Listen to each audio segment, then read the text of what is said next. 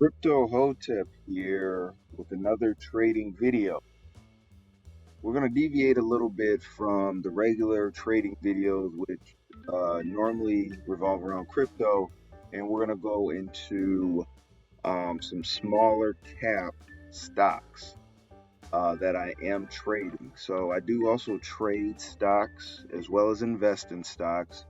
And some of the stocks that I do trade, I primarily focus on smaller cap or mid cap stocks that have somewhat like crypto like volatility. And so I did add one to my active portfolio currently, and I did mention this in my channel or in one of the channel posts, I should say, as well.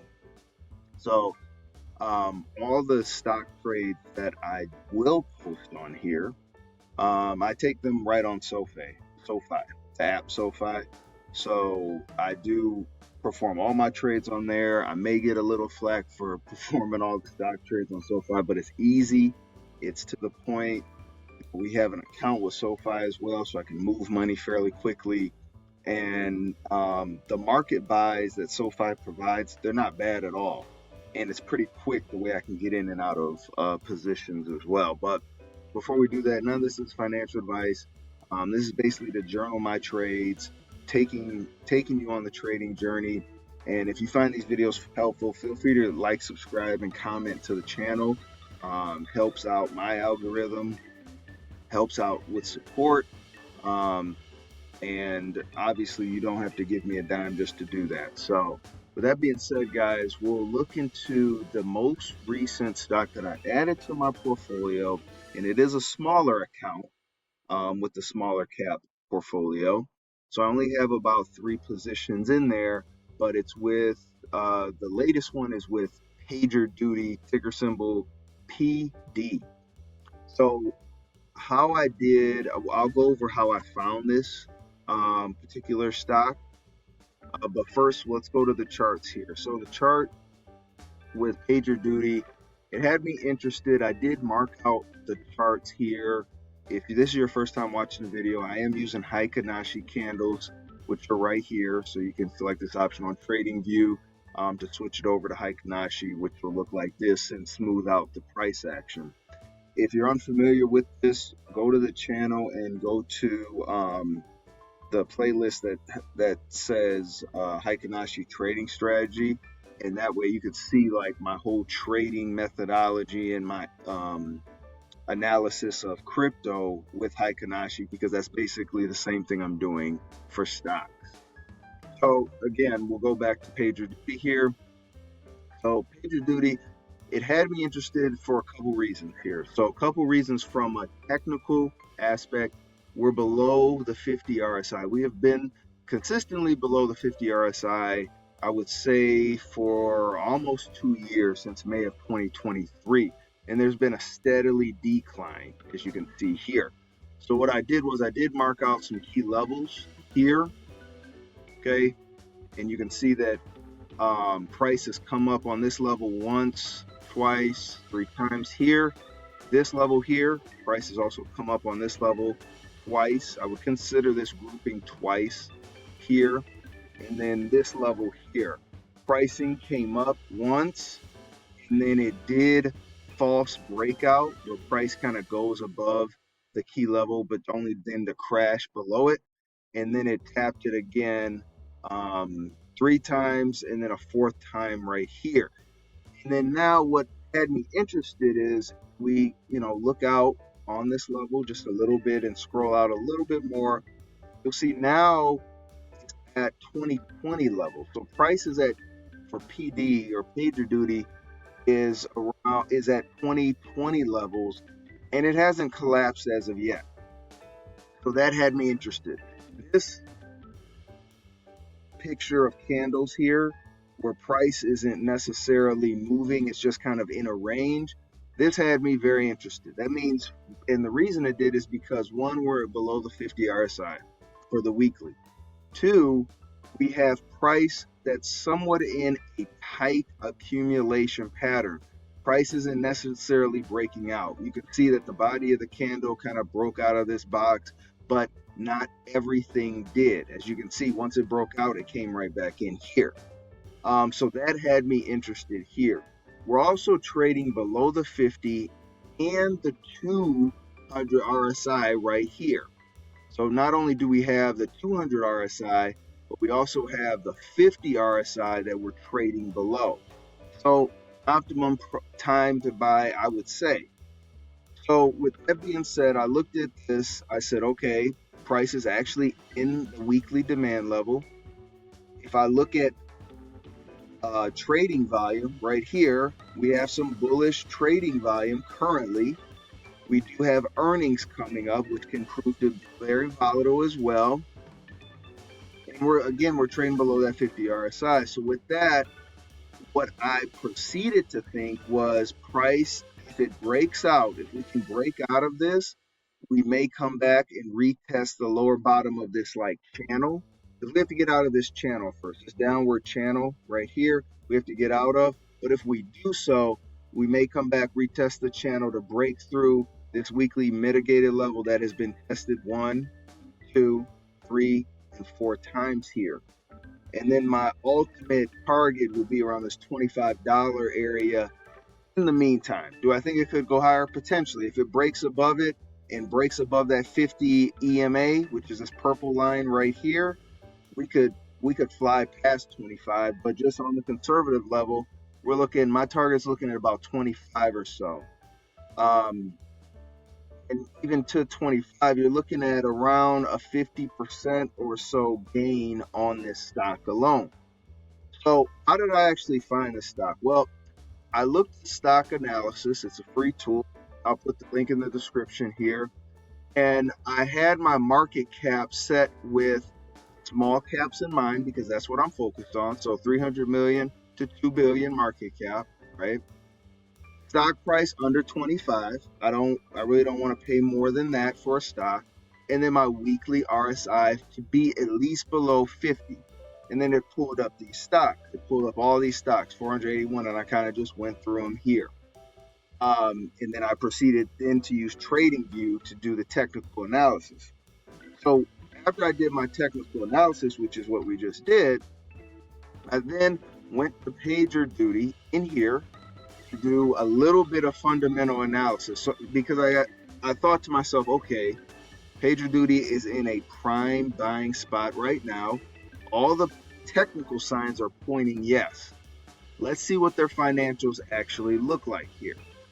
Because what you don't want to do is you don't want to buy a stock that continuously goes down because the fundamentals are just garbage and the company is just in a tailspin downward. That's something you don't want to do. Okay. So I started with the financials and the income statement here. Obviously, I'm very, very simple. My charting is very simple and my review of the financials are very simple. I look for the revenue first and foremost, and I would like to see a steadily incline of revenue, which we have seen here. Then I will go to my balance sheet here and I'll look at things like cash and cash equivalents. How do we look here?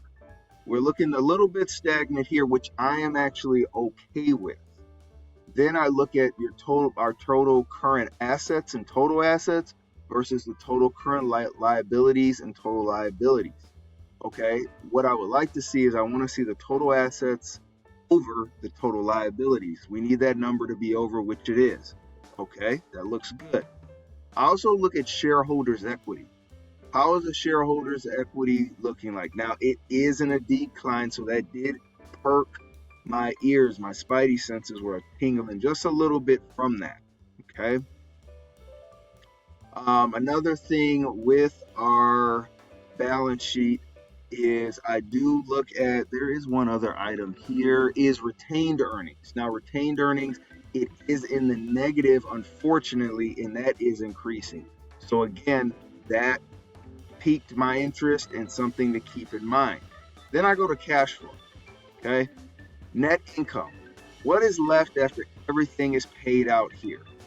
And what I've seen here is the net income, despite being negative, is trending upwards now. And we look at the trailing 12 months, the trailing 12 months looks better than fiscal year 2025 within January 31st. Okay, that's promising. I like that a lot. Okay, and another thing that I look at is free cash flow. All right, so I would like to see the free cash flow increasing or just be on a steadily incline.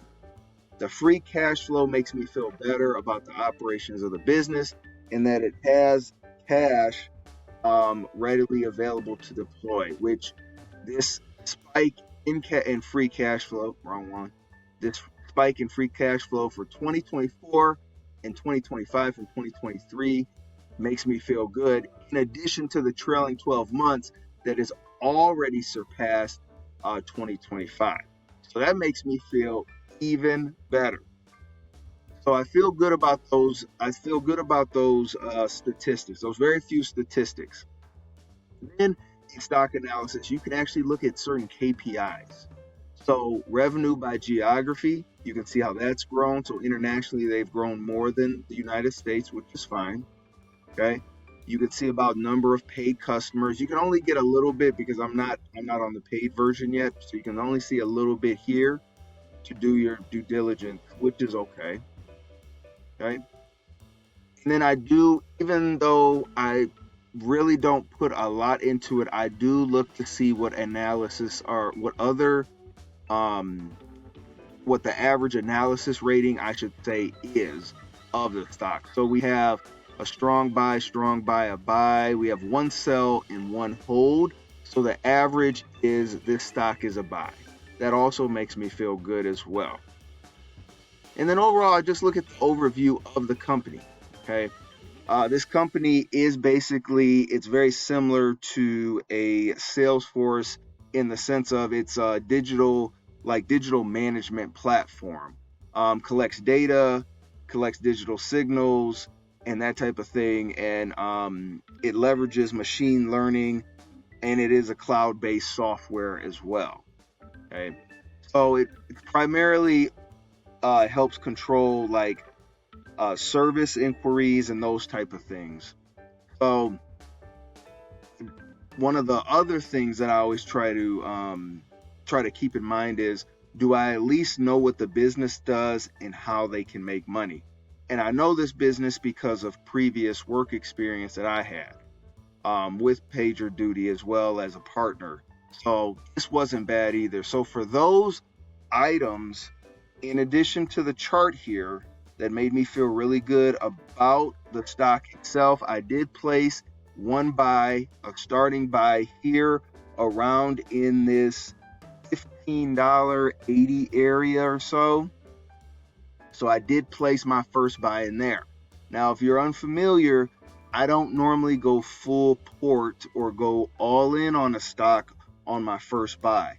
I normally chop out my buys into quarters and I quarter those buys out. So I did that here. What I would have to see to place another buy is, if price is still in this area, I need to see a weekly close that is bullish in this weekly area.